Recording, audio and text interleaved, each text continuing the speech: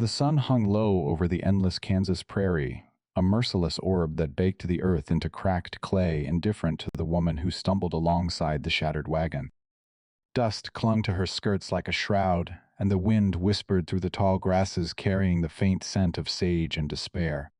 Eliza clutched her youngest, a boy of 3 named Samuel, to her chest, his small body limp with fever and exhaustion. Behind her, the 2 girls, 5-year-old Mary and 7-year-old Ruth, trailed like shadows, their bare feet blistered from the miles they'd walked since the axle snapped clean in two.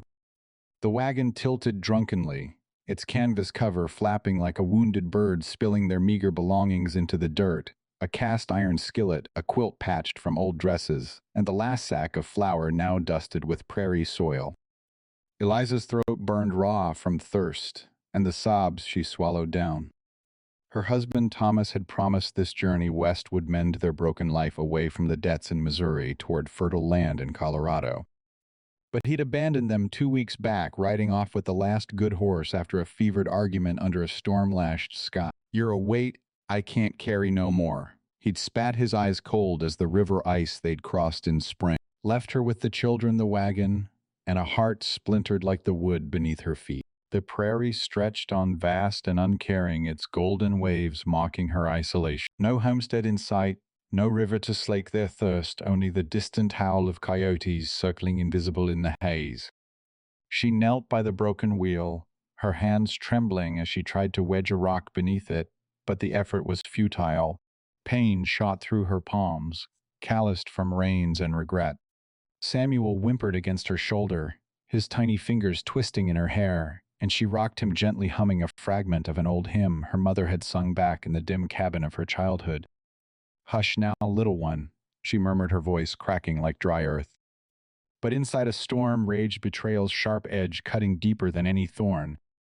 How had she come to this, married at 16 to a man with dreams bigger than his spine, bearing children in quick succession amid lean harvests and whispered doubts?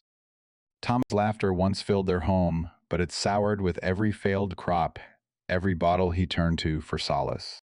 Memories flooded her like floodwaters: the night Ruth was born, Thomas pacing the porch while Eliza labored alone, the midwife delayed by snow. He burst in at the cry, his face alight with pride, scooping the babe into his arms. "Our future, Liza," he'd said. But futures crumbled. Last winter, when fever took their firstborn son, Thomas had withdrawn his touches, turning rough, his words laced with blame.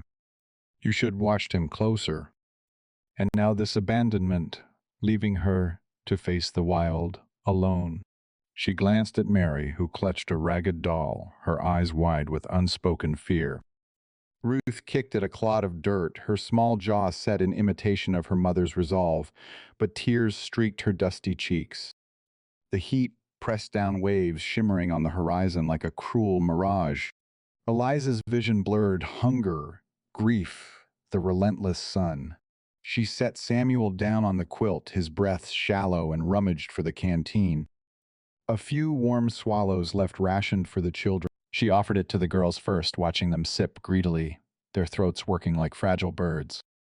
Her own stomach twisted empty as the land around them. What if no one came? The trail was sparse, this late in summer. Wagons had passed them days ago, bound for goldfields or homesteads. She imagined their bones bleaching here, picked clean by vultures wheeling overhead. Then a distant rumble, not thunder, but hooves.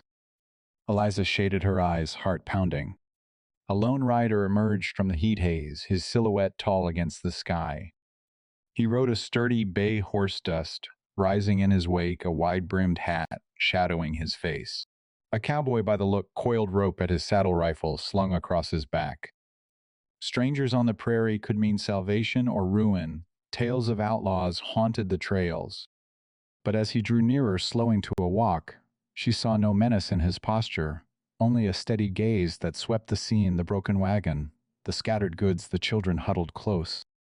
He reined in the horse, snorting softly, and dismounted with a creak of leather. Up close, he was weathered lines etched around his eyes from squinting at horizons, his hands rough from rope and rain. "Mom," he said, voice low and gravelly, tipping his hat. "Looks like you folks could use a hand."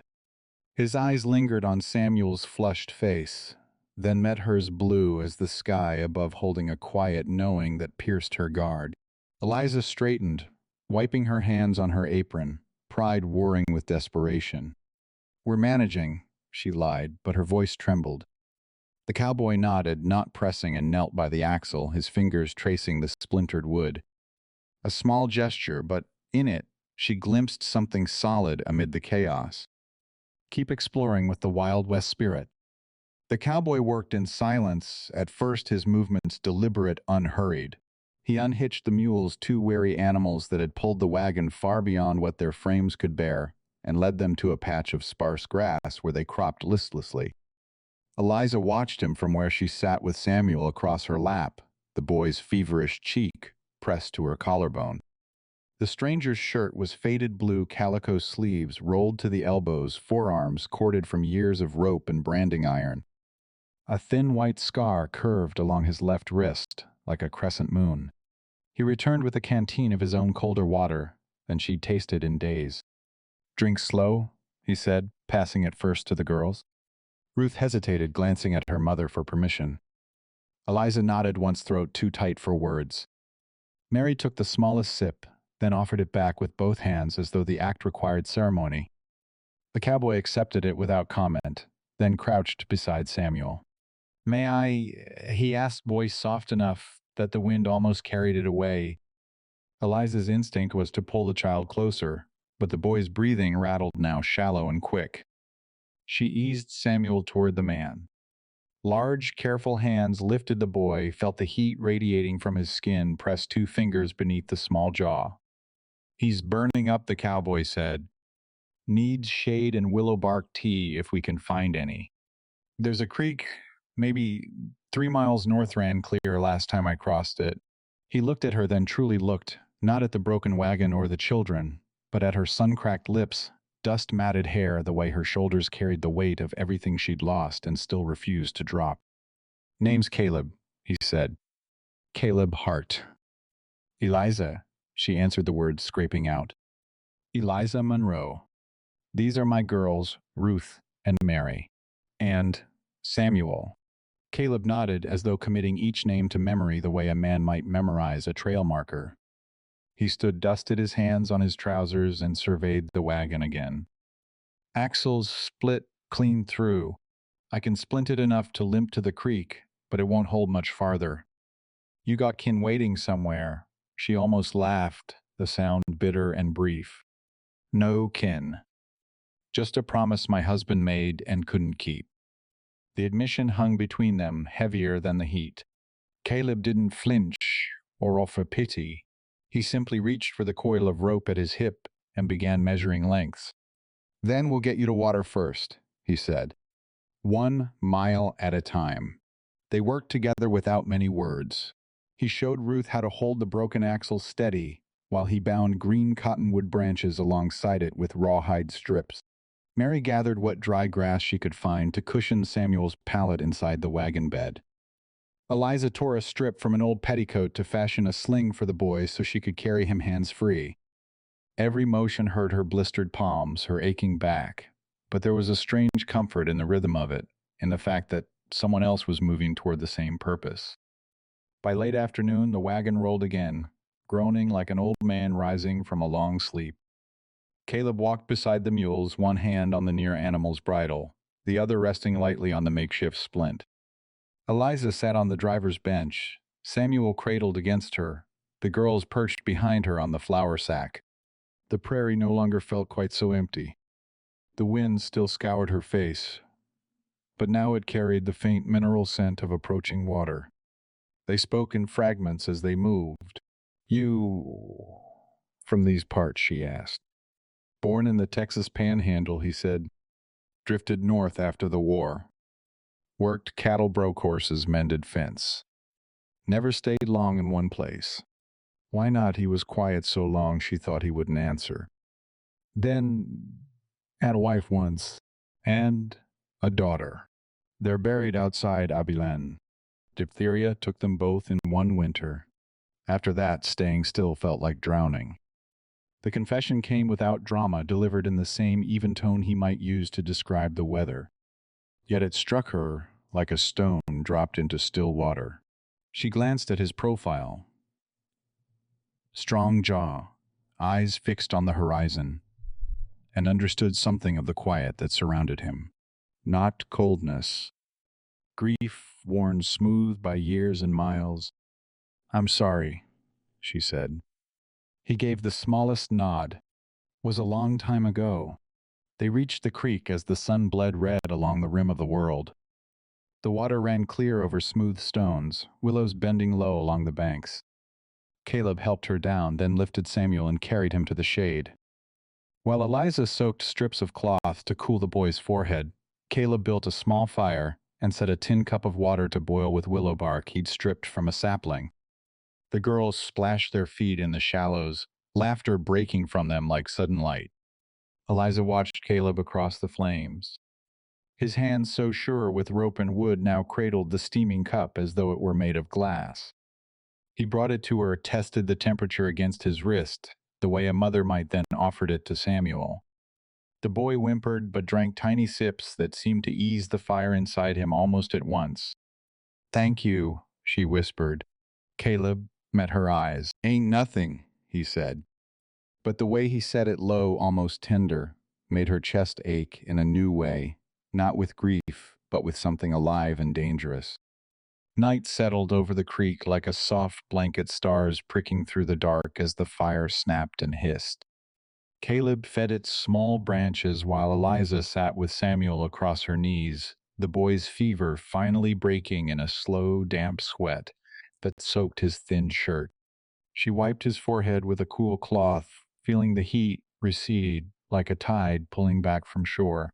Ruth and Mary slept curled together on the quilt, their small chests rising and falling in rhythm, exhaustion claiming them at last. Caleb sat across the flames, elbows on his knees, staring into the coals. The light carved hollows beneath his cheekbones and caught the silver threads at his temples. He had not spoken much since they made camp, but the silence between them felt different now, less empty, more like the pause before a song begins. "You ever think about stopping?" she asked quietly. He looked up. "Stopping what drifting? Riding from one place to another like the wind, don't care where it blows." A long breath left him. "Thought about it plenty. Built a cabin once up near the Platte. Put in a stone chimney myself. Planted corn. Even bought a milk cow from a Mormon family heading south." He rubbed the scar on his wrist absently. "Lasted 2 seasons. Then the diphtheria came. After they were gone, the house felt like a grave. Sold the cow, left the corn to the deer, and took to the trail again. Figured moving kept the hurt from settling too deep." Eliza nodded slowly. She understood graves that walked. Thomas used to say we'd build something permanent. A real house with glass windows. Said the children would grow up knowing the same walls every morning. Her voice thinned. He stopped believing it before I did. Caleb picked up a stick and traced a line in the dirt. "Men promise more than they can carry sometimes. Doesn't make the wanting wrong." She met his eyes across the fire. "And women, we carry what's left." He didn't answer right away. Instead, he rose, walked to the creek, and returned with a flat stone still wet from the water. He set it near the flames to warm, then took the cloth from her hands and dipped it again, wringing it out with care. When he pressed it to Samuel's brow, the boy sighed in his sleep, small fingers twitching. "You've done this before," she said. "Some. My daughter, Lydia, she took sick the same way. Slow at first, then fast. I sat with her every night till the end." His voice stayed steady, but the firelight showed the muscle working in his jaw. Holding her didn't change the outcome. "But I reckon it mattered that someone was there." Eliza felt tears rise hot and sudden. She blinked them back, ashamed of their speed. "I keep thinking if I'd been stronger, if I'd argued harder when Thomas left, you'd still be here," Caleb finished gently. "Alone with 3 little ones and a busted wagon. Strength ain't always loud. Sometimes it's just staying." The words landed soft, but they struck deep. She looked at her children, Ruth's arm thrown protectively over Mary Samuel's damp curls against her thigh, and felt something loosen inside her chest. A knot she'd carried so long she'd forgotten its shape. They talked until the fire burned low. She told him about Missouri winters, about the way the river ice cracked like gunshots in February, about the quilt her mother stitched before she died of consumption. He spoke of Texas summers thick with heat and cicada song of breaking wild mustangs until his hands bled of the letter he still carried in his saddlebag from his wife, written the week before she fell ill. Neither pressed for more than the other offered. The giving was small, careful, like handing over something fragile. When the coals glowed dull red, Caleb spread his bedroll near the wagon tongue. "I'll keep watch," he said. "You rest." Eliza hesitated, then lay down beside her children, pulling the quilt over them all. Sleep came in fragments, Samuel's soft breathing, the creek's murmur, the occasional snort from the mules. Each time she woke, she saw Caleb sitting upright back against a willow trunk hat, tipped low eyes on the dark beyond the firelight, guarding. Not because he had to, because he chose to. Morning brought mist rising off the water in a sky the color of new tin. Samuel's fever was gone. He sat up cranky but hungry, gnawing on a strip of jerky Caleb offered. The girls splashed at the creek's edge, while Eliza washed their faces and rebraided their hair with trembling fingers that were steadier than yesterday. Caleb inspected the splinted axle again. "It'll hold to Fort Laramie if we go easy," he said. "There's a trader there who owes me a favor. Might have a spare wheel, or at least iron to band this one proper." And, after she asked, he straightened, met her gaze without flinching. "After's up to you, Eliza. I ain't here to decide your road." She looked at the children laughing in the shallows at the prairie stretching gold and endless, beyond the willows at the man who had stopped when no one else would. Something warm and unfamiliar stirred beneath her ribs, hope perhaps, or the first green shoot after long drought. "I'd be obliged," she said, "if you'd ride with us a ways." Caleb gave the smallest smile, the kind that reached his eyes before his mouth. "Reckon I can do that." They traveled slow, the repaired wagon creaking like an old man's bones with every rut and rise. The prairie rolled beneath them in golden swells, the sun climbing higher each day until the heat pressed down like a hand. Caleb rode ahead, sometimes scouting for water or smoother ground, then fell back to walk beside the mules, one palm resting on the near animal's withers. Eliza drove when she could, reins wrapped twice around her wrists. The girls perched on the tailgate singing scraps of songs they half remembered from Missouri evenings. Samuel grew stronger with each sunrise. The boy's color returned pink, blooming in his cheeks. He laughed when Mary dangled a grasshopper in front of his nose, the sound so bright it startled birds from the sage. Eliza caught herself watching Caleb more than the trail, how he tipped his hat to shade Samuel. When the boy rode in front of him on the bay, how he taught Ruth to tie a proper bowline knot with the length of spare rope patient, even when her small fingers fumbled. One evening they camped beside a shallow draw where wild plums grew thick along the banks. The fruit hung heavy purple and warm from the day's sun. Caleb climbed the low branches, shaking limbs, so ripe plums dropped into the girls' outstretched skirts. They ate until juice stained their chins, laughing as Eliza scolded them half-heartedly. Later, while the children slept, Caleb and Eliza sat by the dying fire, the night air cool against their skin after so many hot days. "You're good with them," she said, poking the coals with a stick. Sparks drifted upward like tiny stars. "They're easy to be good to," he answered. "They don't ask for more than what's honest." She looked at him sidelong. "And what about you? What do you ask for?" Caleb was quiet a long time. The fire popped, sending a shower of embers skyward. "Used to think I wanted forgetting," he said finally. "Thought if I rode far enough the days would blur together till the bad ones didn't hurt so sharp. Didn't work that way. Hurt, just learn to ride along." Eliza nodded slowly. She understood carrying ghosts. "Thomas left because he couldn't stand looking at what we'd become. said I reminded him too much of failure. You ain't failure, Caleb said, voice low but firm. You're still here, still fighting for them. That's the opposite of failing. The words settled over her like warm oil, easing places she hadn't known were knotted. She reached for another stick to feed the fire, but her hand brushed his instead. Neither pulled away at once. His fingers closed gently around hers, calloused steady, and held for 3 heartbeats before letting go. They didn't speak of it again that night, but something had shifted quiet as the turning of a season. Days later, the trail grew busier. Wagons passed heading west, families waving from high seats, children running alongside. One afternoon, a freight outfit overtook them, 6 heavy Conestogas loaded with barrels and crates, drivers cracking whips over teams of oxen. The lead man, a thick-shouldered fellow with a red beard, reined in when he saw their limping wagon. "Need a hand, Mom," he called, eyes flicking from Eliza to Caleb, then back again. "We're managing," Eliza said, chin lifting. The man grinned, showing a gap where a tooth should have been. "Suit yourself." But word's spreading about a woman alone out here with young ones. Some folks figure she's easy pickings. Others figure she's got a man who'll stand for her. He nodded toward Caleb. "Which is it?" Caleb stepped forward, hand resting easy on the butt of his holstered Colt. "She's got whoever she chooses to have," he said, tone flat as the prairie itself.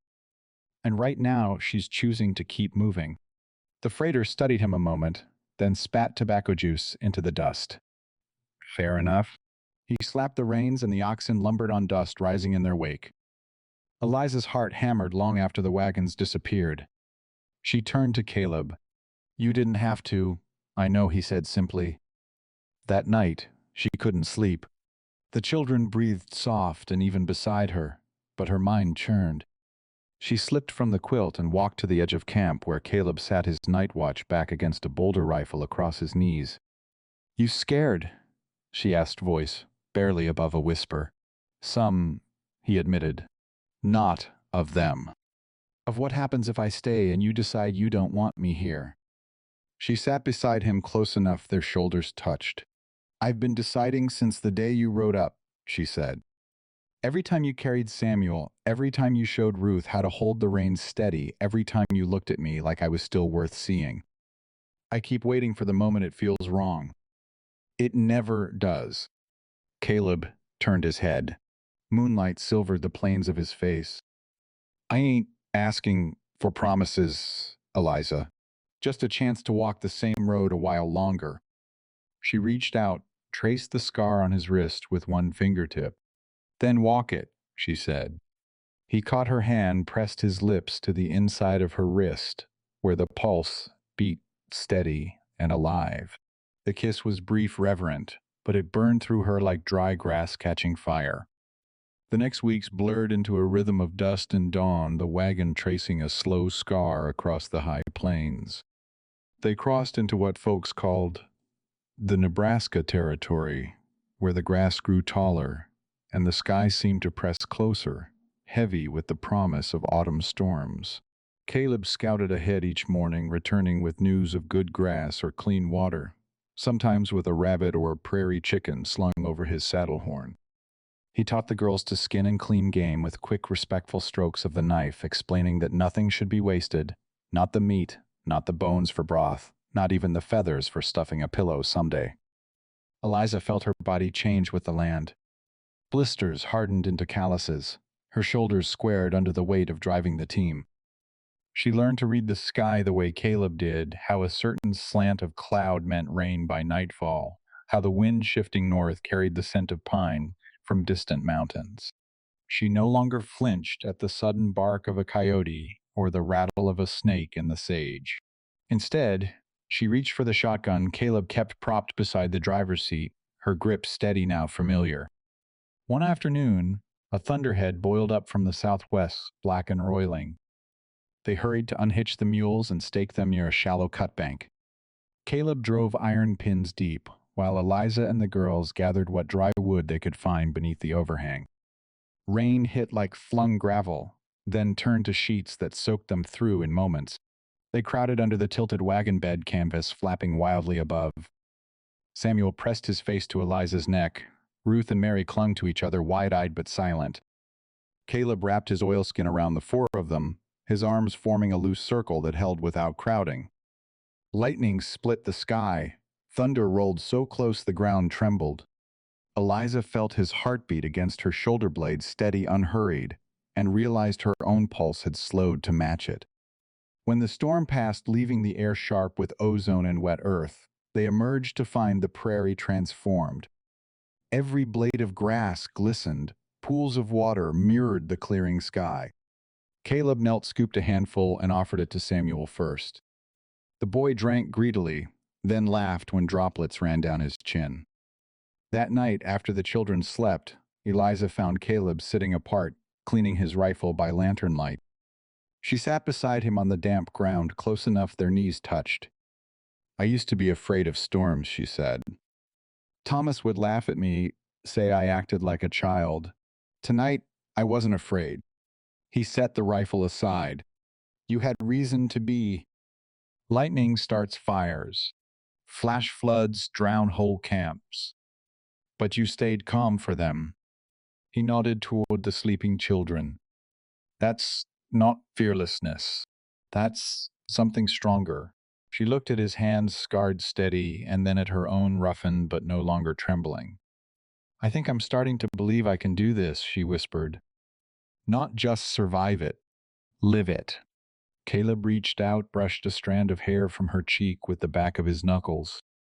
The touch lingered. "You already are." They kissed, then slow and searching, as though testing the shape of something new. His mouth tasted of coffee and rain, hers of dust and courage. When they drew apart, foreheads resting together, neither spoke. Words felt too small for what had passed between them. But the world would not let them stay in that quiet forever. 3 days later, they reached a small crossroads settlement, half a dozen sod houses, a blacksmith's forge, a rough store with a sign that read GOODS and WHISKEY. A cluster of men lounged on the porch, watching their approach. Among them stood a man Eliza recognized at once: Thomas. Thinner bearded, clothes hanging loose on his frame, but unmistakably him. He held a bottle loosely in one hand. His eyes narrowed when he saw the wagon, then widened when they settled on Caleb walking beside it. Eliza's stomach dropped. She pulled the mules to a halt. The girls froze on the tailgate. Samuel whimpered and reached for her. Thomas stepped forward, boots crunching gravel. "Well, Liza," he drawled, voice thick with liquor and something darker. "Looks like you found yourself a new driver." Caleb moved to stand between the wagon and Thomas, hand resting near his hip. "She found help," he said evenly. "Same as anyone might."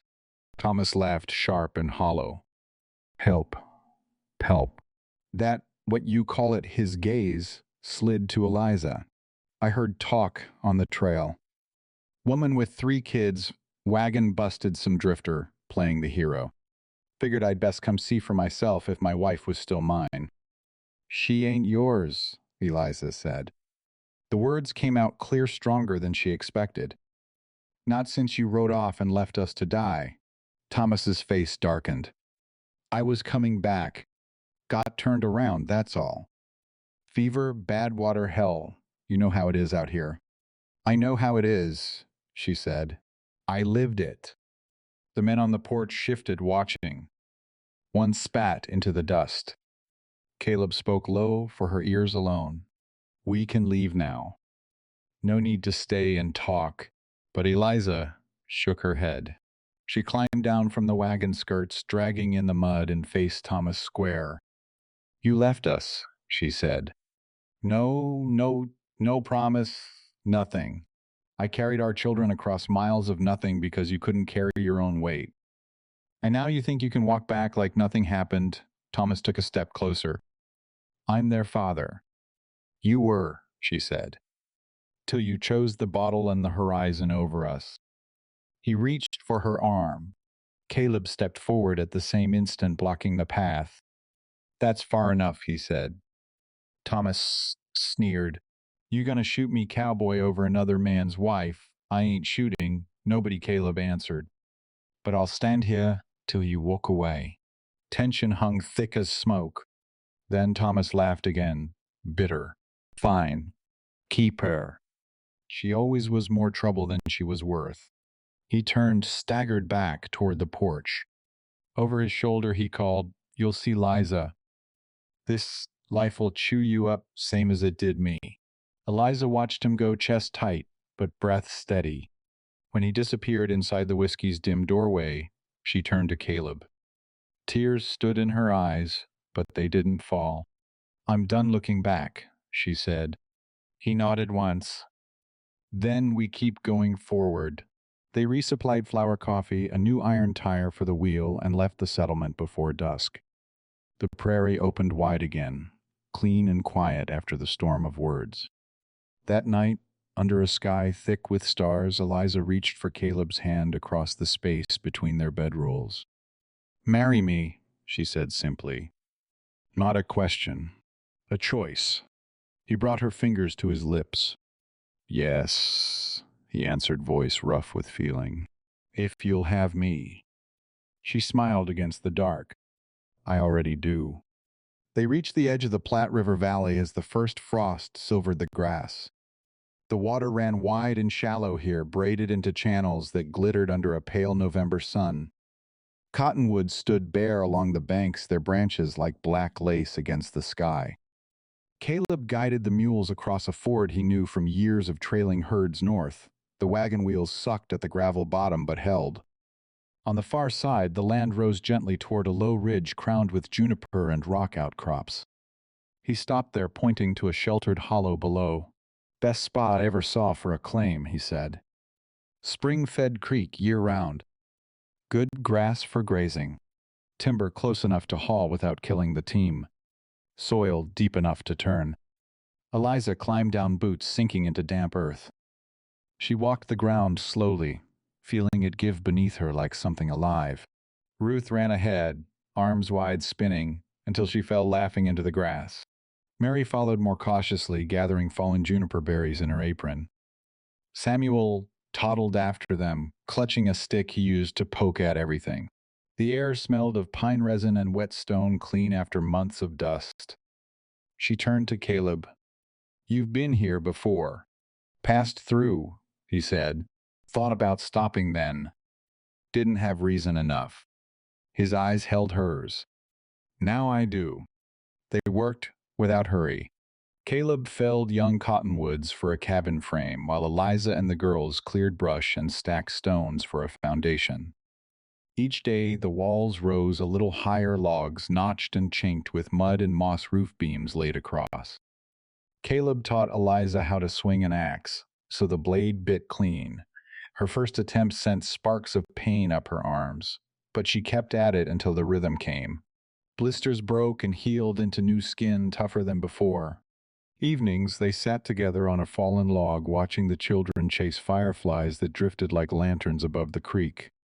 Caleb carved small wooden animals for Samuel, a horse, a bear, a bird, with spread wings.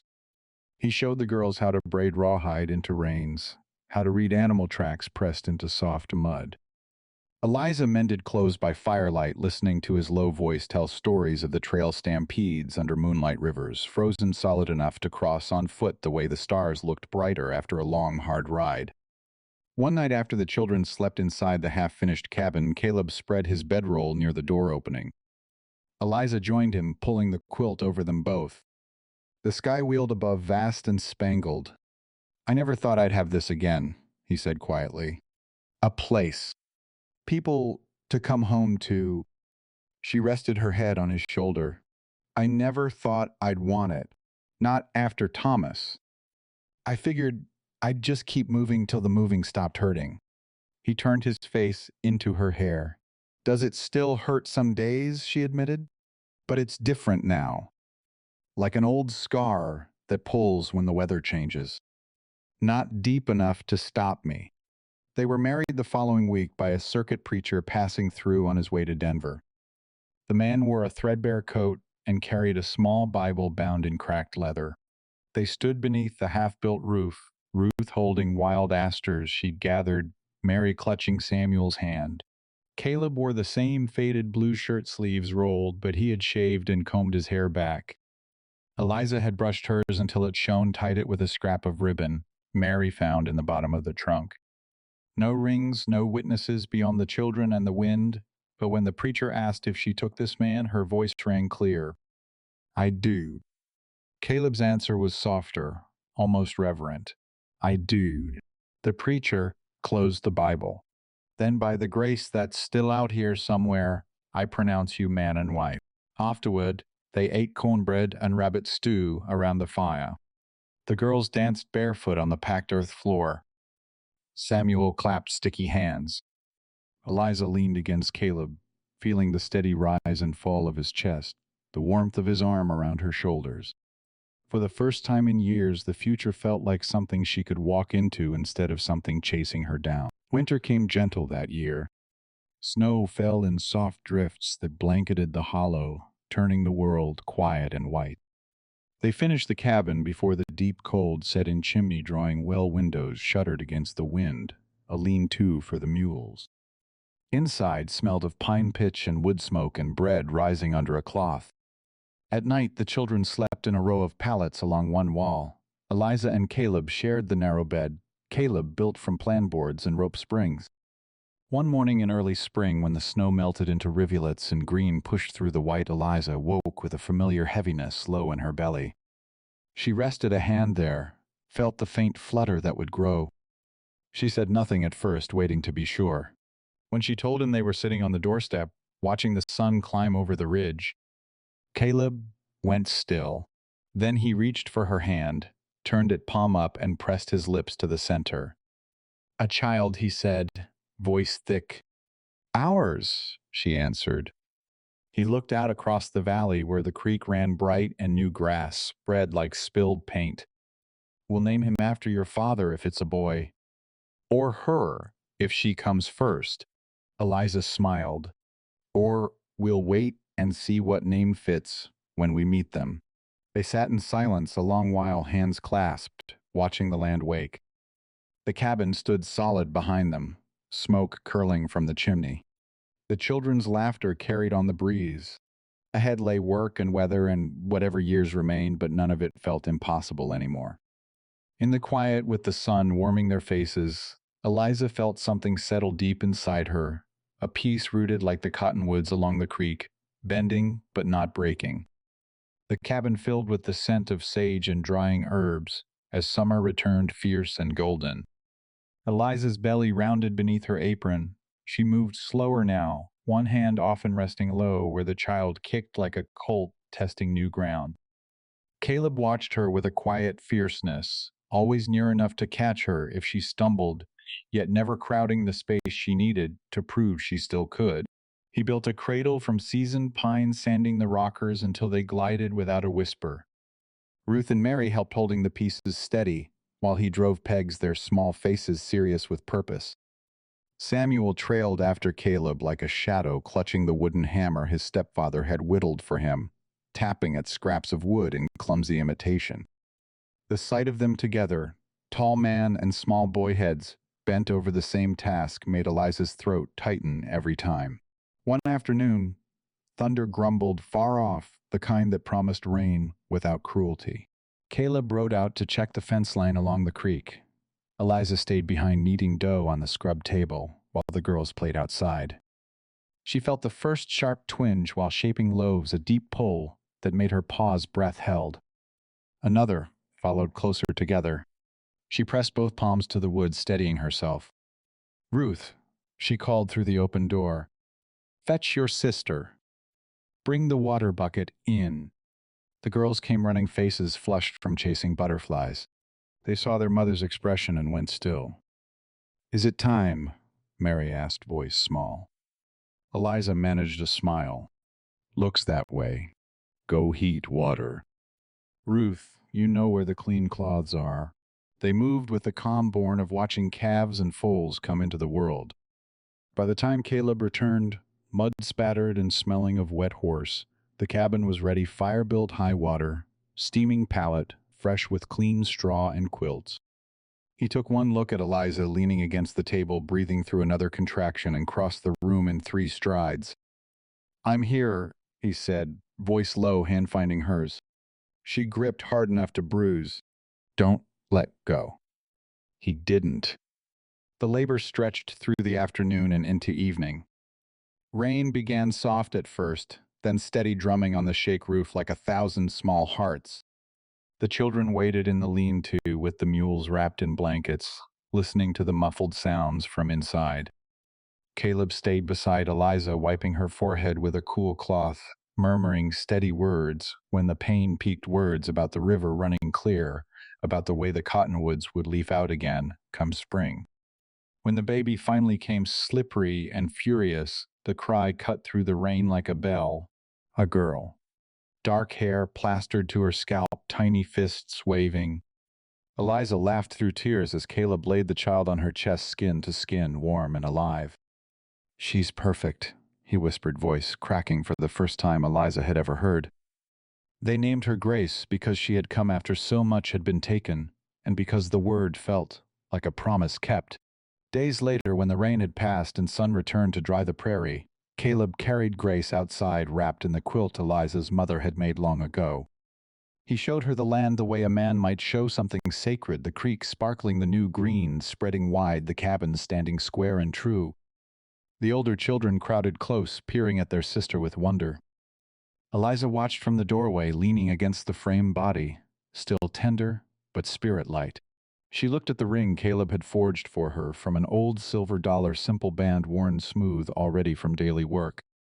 She looked at the house they had raised log by log, at the children, hers and his now, all of them laughing together in the grass. The prairie stretched on vast as ever, but it no longer felt empty. It felt held, claimed, loved. Caleb turned, saw her standing there, and walked back with Grace, cradled against his shoulder. He stopped in front of Eliza, bent, and kissed her forehead. "Home," he said simply. She reached up, touched his cheek. "Home." The wind moved through the cottonwoods, carrying the scent of new grass and river water. Somewhere a meadowlark sang clear and rising. Ahead lay seasons they would meet together, hard winters, dry summers, children growing tall, another cradle, perhaps another harvest. None of it certain, but all of it chosen. They stood there a long moment, 4 children and 2 weary, mended hearts rooted deep in the earth they had learned to trust. The Wild West lives on at the Wild West Spirit.